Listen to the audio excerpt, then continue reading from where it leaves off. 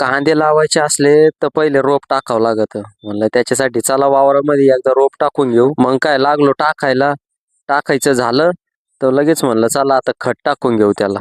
त्याच्यात हा गडी काय म्हणतो, तू काहून असं व्हिडिओ काढितो. म्हणलं चाल तुला बी व्हिडिओ मध्ये घेऊन टाकी. टाकून झालं होतं, म्हणलं आता त्याला थोडं खत टाकून घेऊ म्हणलं. मग काय लगेच गोणी फोडली आणि लगेच लागलो टाकायला.